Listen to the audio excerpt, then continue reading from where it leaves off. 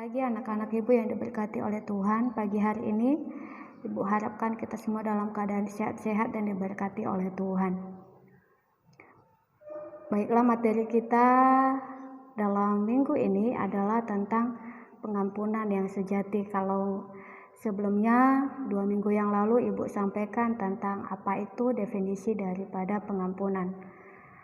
Nanti sumber materi pelajaran hari ini diambil dari LKS dan juga buku elektronik yang sudah Ibu sharekan linknya bagi kalian. Pengampunan dimulai dari yang namanya dosa, ya.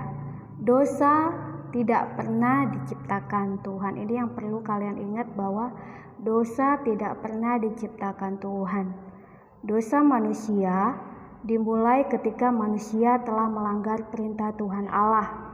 Itu terdapat di dalam Kejadian 3 ayat 1-7, di mana peristiwa ini terjadi di Taman Eden. Ibu yakin kalian sudah tahu ceritanya, bahwa ini adalah cerita manusia pertama di Taman Eden, yaitu siapa? Adam dan Hawa. Dari peristiwa itu, maka tidak ada jalan lain untuk keluar dari dosa tersebut selain mencari jalan menuju kepada pengampunan dosa.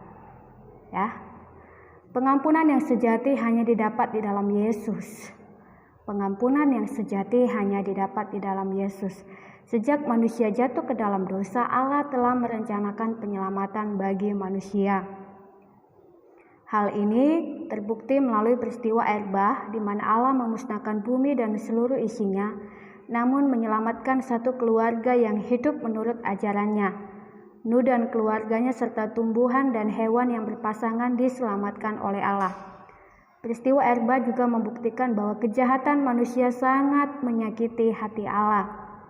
Ingat ya, peristiwa air bah juga membuktikan bahwa kejahatan manusia sangat menyakiti hati Allah. Dalam Kejadian kisah Nuh, nanti kalian boleh lihat di Alkitab kalian, itu dosa apa yang sudah mereka lakukan di dalam hidup mereka, sehingga sangat menyakiti hati Allah.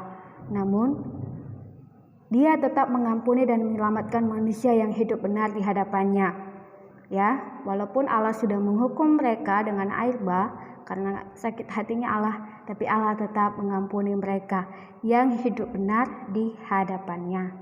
Allah tidak pernah berhenti melakukan karya penyelamatannya dari dahulu sampai sekarang hingga masa yang akan datang. Ini Ibu ambil sumber materinya dari buku elektronik halaman 11 dan sampai 13.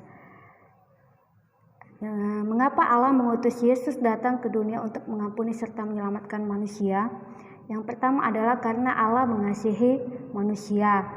Dan yang kedua karena Allah Maha Pengampun. Dan yang ketiga adalah karena Allah adalah penyelamat. Itu di buku elektronik dijelaskan dengan serinci-rincinya. Nanti kalian boleh baca ya, di buku elektronik yang sudah Ibu bagikan. Dan menjadi kesimpulan pelajaran kita hari ini adalah pengampunan Allah benar-benar sempurna. Pengampunan Allah benar-benar sempurna. Asalkan mau menyesal, maka kesalahan dihapuskan oleh Tuhan Yesus. Itu nanti kalian buka Alkitab kalian, Yohanes 10 ayat 20-23, kalian baca di rumah kalian. Pengampunan Allah yang cuma-cuma itu harus kita teladani dalam hubungan dengan sesama kita.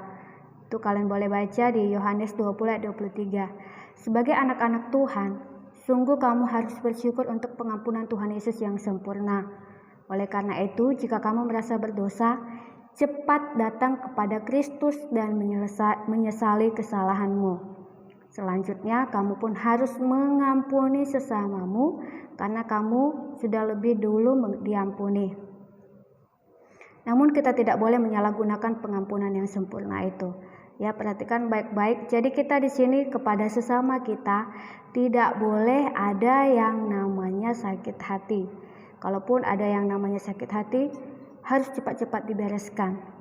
Kalau ada firman Tuhan yang katakan bahwa ketika kamu marah jangan sampai matahari terbenam, amarahmu belum padam, ya. Itu pengampunan karena kita sudah diampuni oleh Tuhan lebih dahulu, Oleh sebab itu kita harus mengampuni sesama, baik kepada orang tua, kakak adik kita, kepada guru, kepada siapapun juga, kepada teman, bahkan mungkin ada kepada pendeta. Ya, namun kita tidak boleh menyalahgunakan pengampunan yang sempurna itu. Memang kita tidak terlepas dari dosa. Maka sama-sama kita mintalah Roh Kudus untuk memimpin hidupmu. Ya, kita minta Roh Kudus untuk memimpin hidup kita.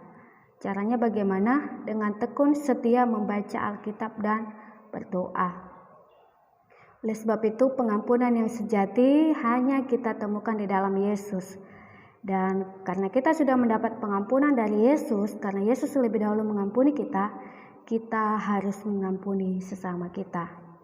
Dan yang menjadi tugas kalian adalah kalian kerjakan LKS kalian halaman 8. Itu nanti dikumpulkan hari Senin dan diserahkan di kantor kepada guru kelas kalian.